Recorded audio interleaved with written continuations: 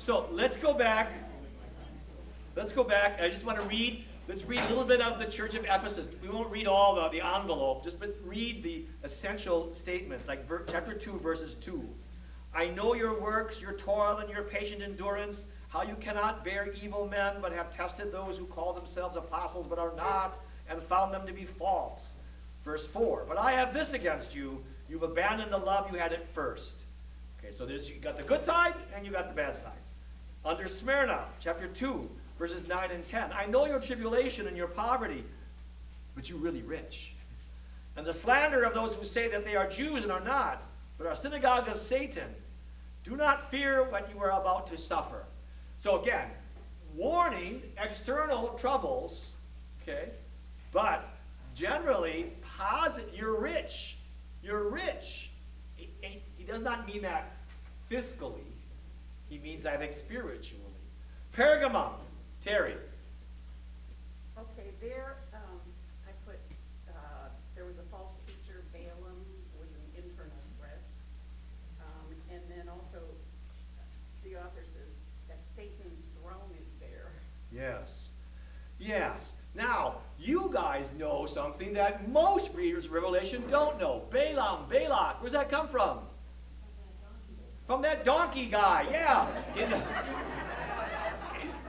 In the book of Numbers. Remember, King Balaam hires King Balak hires Balaam to curse the Israelites. Okay, now, there's a second story about Balaam, though, that, if you remember, it goes, the donkey was what you remember, but there's a point where he encourages the local women to engage in sex with the Israelite men. Okay, this is a number. Now you skipped over that. I don't know. So Balaam, well, we might think, oh, what a nice guy. You know, God used him, even though he didn't want to be used.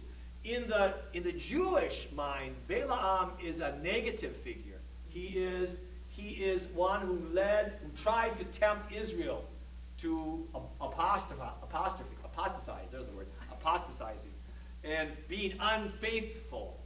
So I don't think in Pergamum, the guy that they're talking about is really named Balaam, but that's the image. There is some kind of teacher who is leading the church astray, leading them to infidelity and spiritual infidelity. Throughout the prophets, we're going to find, is always talked about as adultery. Okay? Though it may be, now the Balaam of the Old Testament was really into adultery, but you'll see the prophets constantly use the image of adultery to talk about a spiritual dislocation from God. I've gone after other gods. I've not been faithful. Okay? So the threats are internal or external? Terry, what did you say? Both? Okay. And this is the only this is the only time where a death, that a Christian has died is referenced. So look at verse 13. You hold fast my name. You did not deny my faith, even in the days of Antipas, my witness, my faithful one, who was killed among you where Satan dwells. Satan dwelling in now again, if you've ever been to Pergamum, oh my God, it's a beautiful place to visit. It's a lovely Acropolis, like twice as high as the one in Athens. And there were temples on top. And there's a famous temple to Zeus. Anybody ever been to Berlin, the Berlin Museum? I've not been there. But in Germany, and the Turks had a thing going on before World War I. And so the Turks gave German anthropologists free right to dig and take things home. So they lifted this magnificent temple. It's as big as this room, okay, with lots of sculpture all the way on all the outside, life-size sculpture. And it's in Berlin. If you ever get to Berlin, it's called the Pergamum Museum. That's what it's called, the Pergamum Museum. Scholars propose that might be, now there were many temples on top of the Acropolis at Pergamum, but maybe that's what's being referenced here, where Satan, the pagan deities, have his throne. So, give it a grade, Terry. Actually, that one, I didn't grade. Well, I would say there's lots of trouble. Antipas is the good news, that they were faithful, but there's a lot of trouble going on now. Lots of so it's again like a C, I'd say. There's positive, there's negative. Who could do Thyatira? Anybody? You're all afraid now. Anybody want to address what they saw in Thyatira? Peter?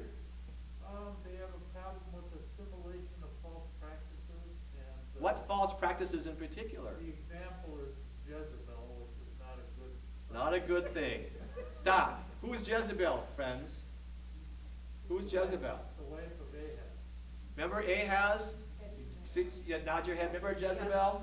She was a Tyrian daughter, the daughter of a Tyrian king, and so she brought worship of Baal right to the northern capital. Okay, and she prompted her weak-kneed husband to take the property he wanted because kings should get what they want. So Jezebel in the Old Testament, in the Jewish mind, is an image of the most wicked, bad, witchy person you can come up with.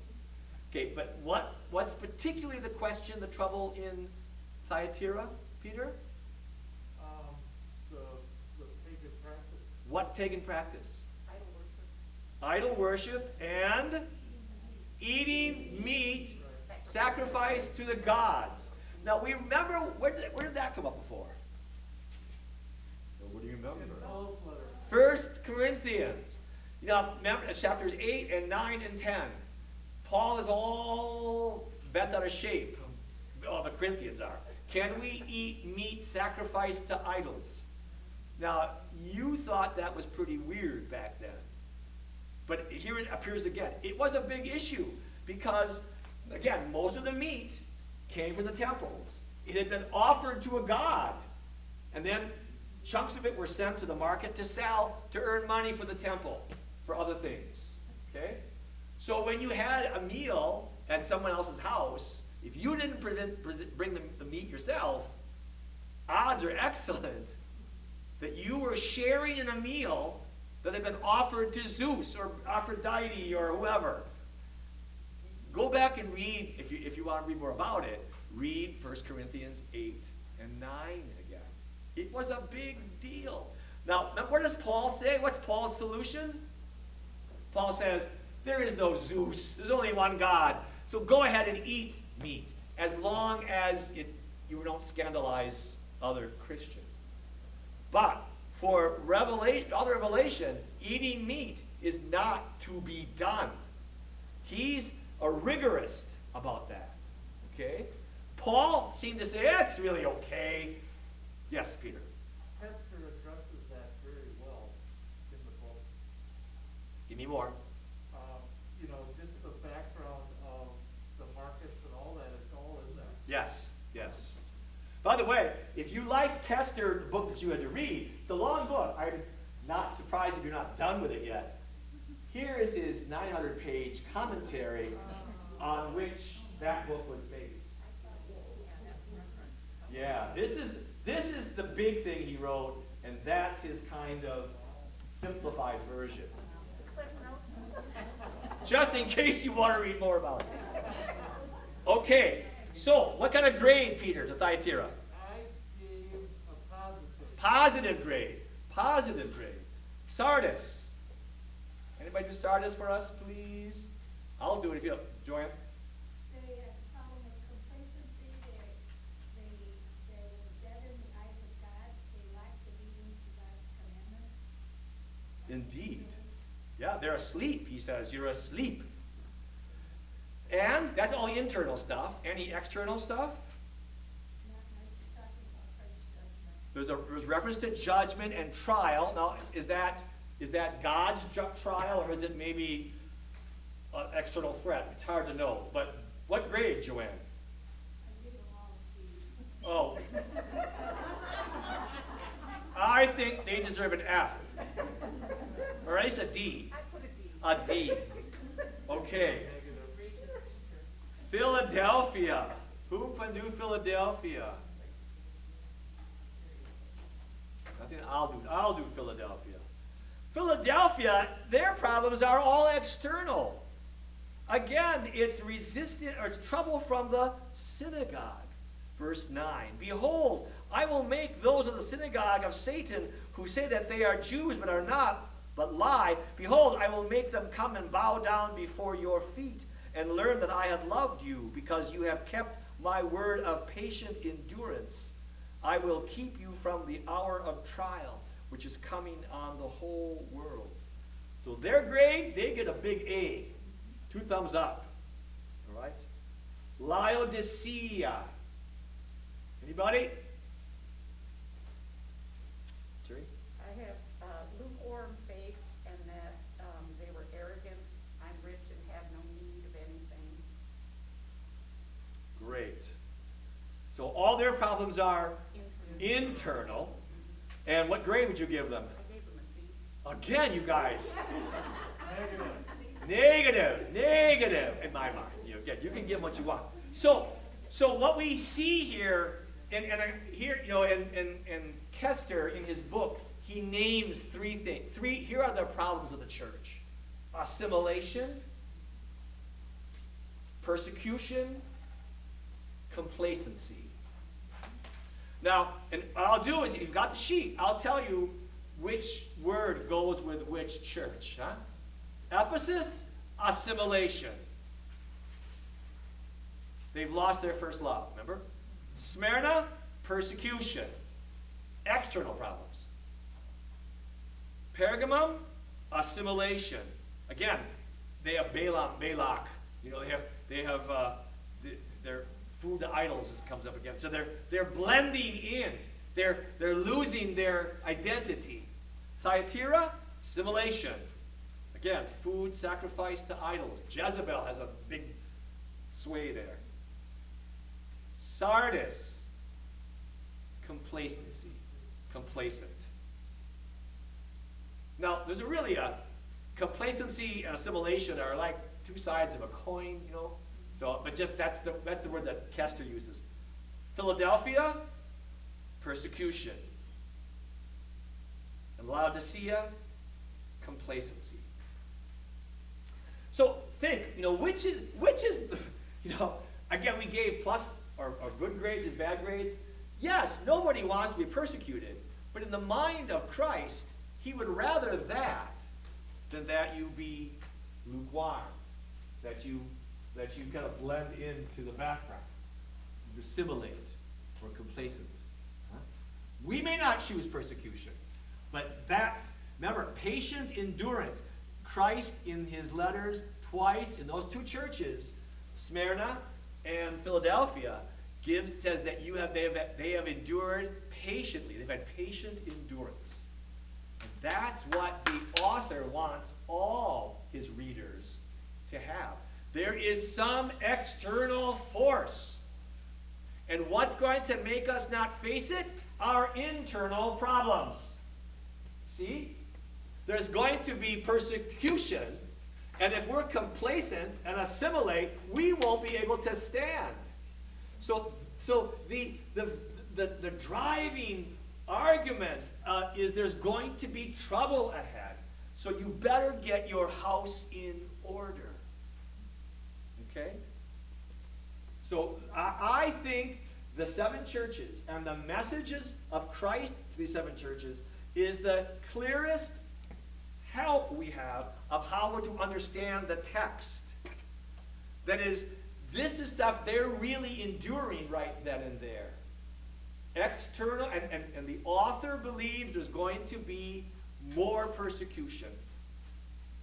And that's why he wants them to get off their duffs, to stand up for what they believe. Yes, you're going to suffer, but better that than you just blend in. Okay? Questions? Chapter 3, verse 20 is just a famous verse that concludes the 7 letters. Behold, I stand at the door and knock. If anyone hears my voice and opens the door, I will come into him and eat with him and he with me. He who who conquers, I will grant him to sit with me on my throne. That is a very famous passage, a beautiful passage. Now, I'm going to push ahead and very quickly deal with chapters 4 and 5, and then we'll take a small group. Okay? All right? So, so we'll finish 4 and 5, small group, and then we'll have another break. Okay? So, what have we had so far? Chapter 1 is the commissioning. Christ commissions John the seer to relay these messages. Chapters 2 and 3 are the messages, which I put a great deal of stock in. That is, that's going to drive the rest of the letter, of the work. Jesus is not happy with everything in his church. And he's not happy because he's not happy, and he sees trouble because there's going to be external pressure. In the letters, it's the Jews that get all the blame. Okay? But as we get deeper into Revelation, the Jews are not mentioned anymore. Instead, there's all these other weird creatures. And I would suggest to you they are symbols of that external pressure. The definition of apocalyptic literature, either you go on a journey or you hear about the future. And I said Revelation has both of these. Chapter 4 begins with, after this I looked, and lo, in heaven an open door. Okay? Remember, the sky is solid. It's solid. And God lives upstairs. And there's no way for us to get upstairs. But here's an open door. And the voice that had spoken earlier, that was Christ, said, "Come up hither, I will show you what must take place after this."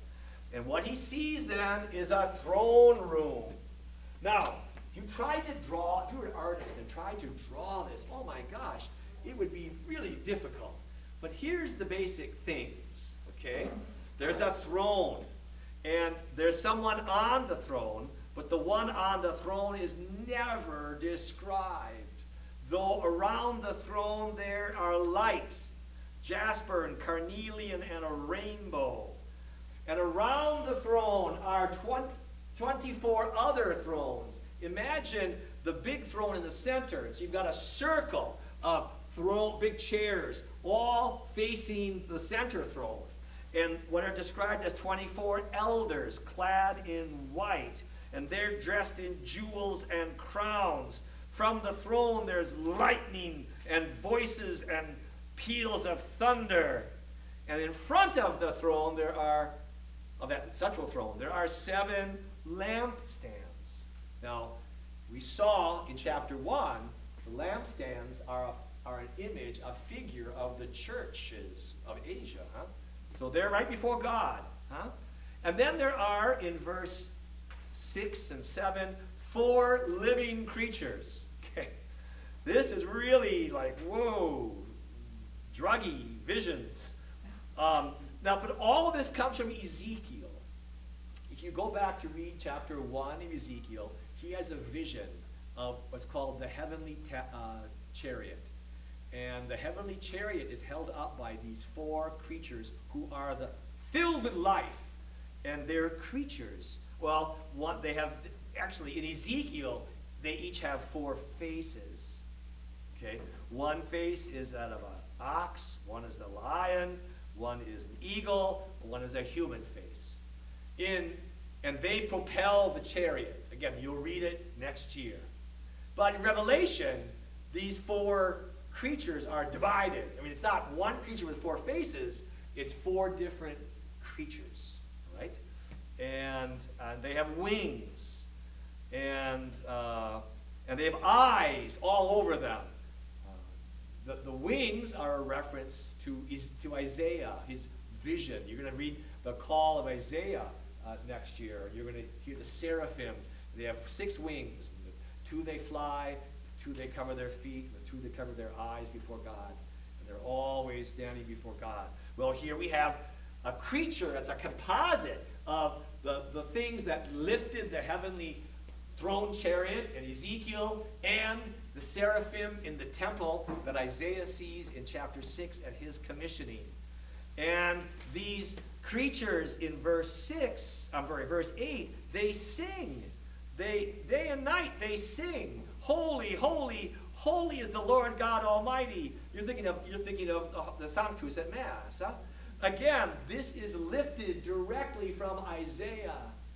Isaiah has a vision in the temple. He sees the angels. Actually, he sees God's feet.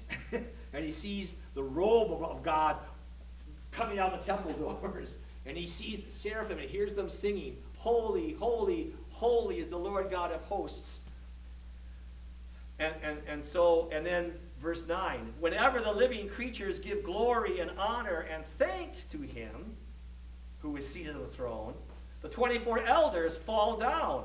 They take their thrones and they cast their thrones before the one in the center throne to say, I'm not king, you're the one who's got authority. And they do it whenever the four living creatures sing. And when do the four living creatures sing? We were told that already. When do they sing? Day and night. All the time. Constantly. So if you're an elder, you're bowing down, you're gathering your crown, you're sitting down, you're getting up, you're bowing down. It's constant, constant, constant. This is the vision of heaven. What is heaven like? It's a never-ending worship service. Now you go, oh, really? Never-ending church? Is that? What about the 40 virgins and the Oasis? Now, if you don't get excited about never-ending church, it says something about you, and it says something about how we worship. We don't worship very fully. We're not. But remember, God is the most live thing that is. He invented anything that's fun, really fun. He invented. That's fun and healthy. And so, but in heaven, notice, everything is oriented to God.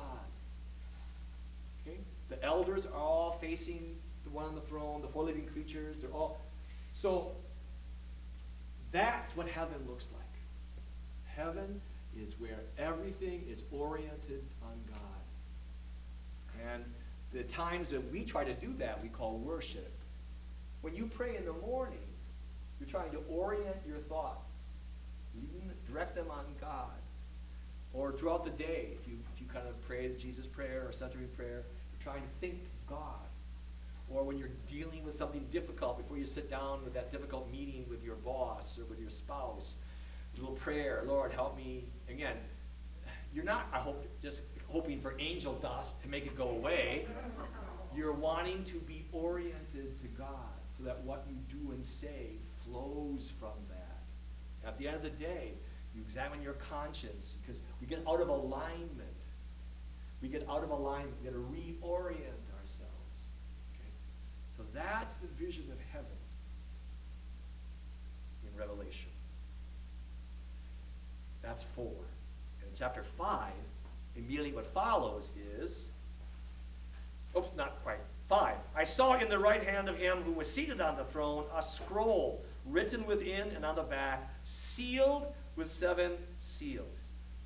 In verse 4, I wept much. No one was found worthy to open the scroll or look into it. Then one of the elders said to me, weep not. Behold, the Lion of the tribe of Judah, the root of David, has conquered. He can open the scroll. Now, if you just stop right there, what are you imagining? The Lion of the tribe of Judah, the root of David, has conquered. So you're expecting to see a warrior, you're expecting to see rippling muscles. Verse 6, between the throne and the 4 living creatures and among the elders I saw a lamb, as though it had been slain, with 7 horns and 7 eyes. Number 7 is fullness. Horns are power, eyes are wisdom. All right? Verse 8, when he had taken the scroll, the 4 living creatures and the 24 elders fell down before the Lamb, each holding a harp and with golden bowls full of incense, which are prayers of the saints, and they sing a new song. Worthy are you to take the scroll and open its seals, For you were slain, and by your blood you have ransomed men for God from every tribe and tongue and people and nation. Verse 11. Then I looked, and I heard around the throne around the throne and the living creatures and the elders, and the voice of many angels, numbering myriads of myriads and thousands of thousands, saying with a loud voice, Worthy is the Lamb who was slain to receive power and wealth and wisdom and might and honor and glory and blessing. 7 of them. No coincidence, huh? So, what we've seen so far is there's a message, but it's a sealed message. And that makes John cry, because God's got some kind of message for us. But the elder says, not to worry, not to worry. The Lamb of God will open it. And we expect to see a creature who's got rippling muscles. It's a lamb who has suffered, died, and that has won the victory. It's full of irony. The lamb has won by its death. Okay? And notice, it's already over. In heaven, it's already over, isn't it? The war is over. There's no question. It's all in order. It's down below that things are not in order. So this is the first of the back and forth. In heaven, everything is harmonious, and that's usually expressed by music. And down below, it's chaotic. And that's where we are. And the author is giving a message to us. He's saying, in the end, your life might be a shambles. You might be afraid. Maybe you're worried what's going to happen to you. Remember who has the reins of history. Down here, it's a mess. God is in control. And the Lamb is going to open the message. And that's the rest of the book. Questions?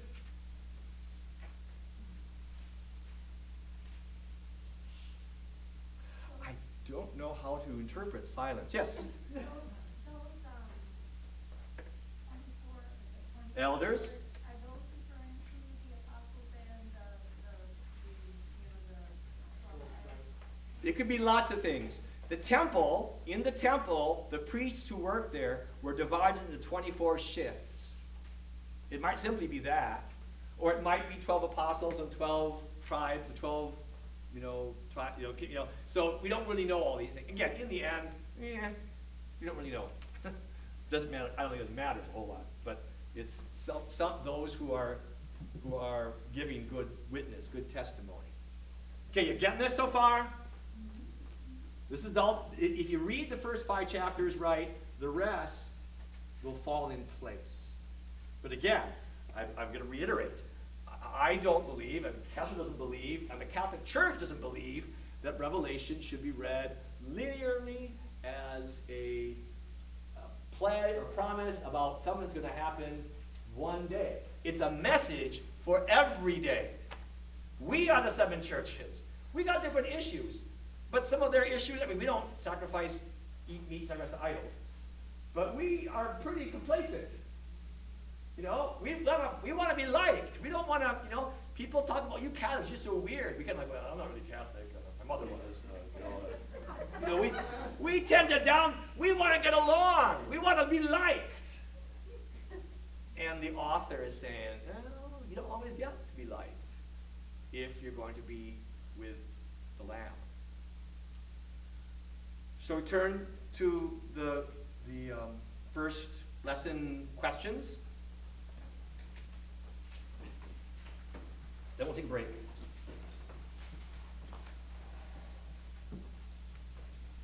I can't wait. By the way, my hope is in this fall. We are on the calendar at St. Anthony's. It's my hope and expectation that we will, return their food, not just pick up like this, tables, discussions, all of that. That's my hope. They have a very, right now they are following the COVID restrictions to the T. Dotting the I, crossing the T, and if it doesn't change for them, we may be back here, because because maybe they won't be able to deal with, they can't deal with us, we're too many. Okay? I don't want to flunk, I could flunk half of you and it'd be okay. No. So, I mean, my expectations will be there. And that if everybody keeps moving along as a culture, we'll get this behind us. But I can't guarantee it. So, just saying so, okay? And I'll let you know in August. But Father, why are we not there? Because they won't have us. We're too big. We can't, they don't have a space big enough for us to 6 feet between us all. because they want the business. And Oh my God, they need the business. Yeah, Definitely. But they can't handle big numbers. Okay? So, number 1, Revelation 1-8 serves as an introduction to the book of Revelation. According to this passage, what kind of book is the author writing? Somebody. In the text, what does he say? A book of? Symbolic language. Say it again, Peter? Symbolic language. Well, he doesn't say that. What does he call it? He doesn't call it like, that's the first time. But look at verse 3. Prophetic message. A prophetic message. That's what I'm fishing for there, huh? A prophetic message. Now you think, well, prophets are fortune tellers, huh? You're going to find out next year there can be an element of forward looking in a prophecy, but mainly prophets are simply those who speak for God. Somebody who speaks for God. How does the revelation come from God to the 7 churches? All those steps. God to Jesus, to the angel, to John. Those steps. Okay? And what is the purpose of the book? Again, in verses 1-8. To show us what must happen very soon. For the time is near. Excellent. Okay. Number 3. Choose one of the letters of the 7 churches and answer the following questions. Now, we did some of this, huh? I don't know that we need, how is Christ described in this letter? Well, that's the opening thing. It says, you know, like, he who walks, you know, in the 7 lampstands, or faithful witness. So there's that title of God. For what is the church praised? We looked at that. Some of them are doing well under persecution. For what is the church reproached?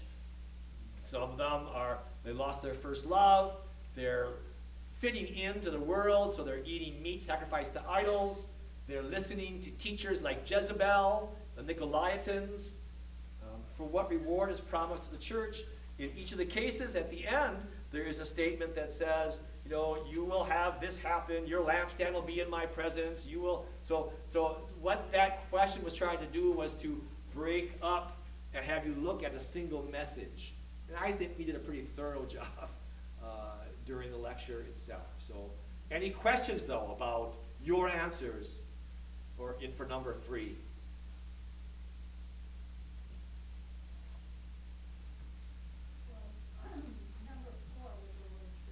We're not there yet. Well, the 4th, we mean the 4th church, or we're into number 4? Oh. Okay, yeah, we're not there yet. No, sorry. So again, let me reiterate what I've said. If you want to understand Revelation, what do people like Charles Miller, where did they see the 7 letters? They saw the 7 letters as ages. That there was the Constantine. Well, you'll see it up here. You'll see references to the church in different ages. And so he saw those as reflections of maybe the early New Testament church, and then there's the church of persecution, and then there's the Middle Ages, and then there's the Reformation, and then there is. So he saw them again with no basis in data. That was just he imposed what his vision taught him. Okay, but again, look at what happens, because in the end, who is the beast? Who is the Antichrist? It's the Catholic Church. You know, you can make up anything you want if you are willing to make it up. Okay, I just think that's not been helpful at all. So, number 4 then. Based on the descriptions of the 7 churches, which of the churches most reminds you of your parish community? Who wants to tackle that one? You don't need to say where you're from. Of course, I know my parishioners. Who wants to tackle that? Which of these churches reminds you most of your own parish community? Yes. Well, I just said that actually there are things in all of them that Like what? well, because in times we've got good things, we've got fellowship and service and worship and endurance. We've experienced trials and hardships that we've gone through, but we've also fallen short, being self-reliant, following others, not always sticking to the teachings, not speaking out in times of persecution. And at times we've been warned, not wanting to be singled out. That's a great, good answer. I'm sorry. I just hate that it's so good, but it's just. Peter! I kind of said that all the ones that experience complacency is similar. Are us? Not to the parish structure itself, but to Catholicism and our approach. You know, we want to be liked. We want to assimilate into society. If you take it 100 years back, maybe the immigrant population was a little different, but we assimilated to where our religion is kind of a necklace, you know, that we wear, and we put it away when we don't want it to be seen. Mm-hmm. Mm-hmm. Anybody else want to speak to this? Joanne? And then Steve. I actually chose. I'm troubled. This is all my parishioners, except for, who are talking. I'm getting it. And forced into this, so I wouldn't maybe say the Catholic, but I said Sardis reminds me most of my parish, the Church of Resurrection. Sardis was known for its wealth, but also complacency. Resurrection has not had money problems, but it does seem many members are complacent, not caring to become involved in the life of the parish.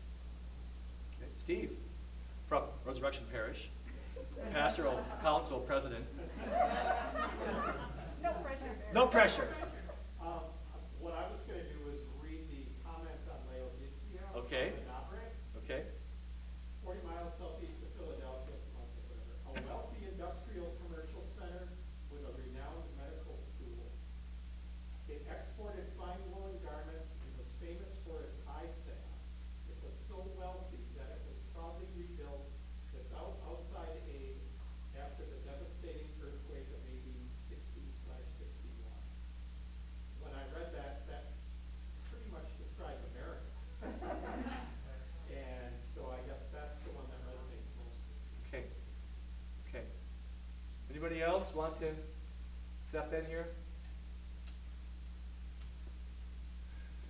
I really do think there's a message, and this is again, this is inspired scripture. I think, and again, I think this is words for all time. And maybe we're not this, but we're that, huh?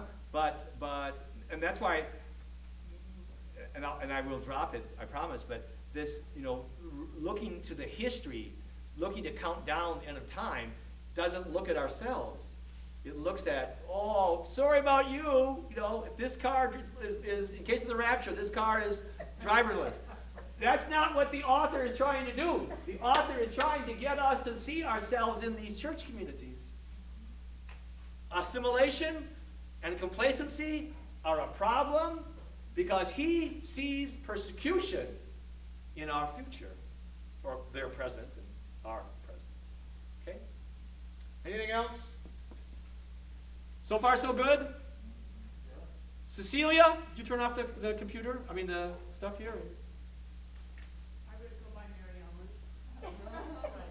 Ooh, someone's a little sensitive today. Yeah, you're too much sometimes. I got that.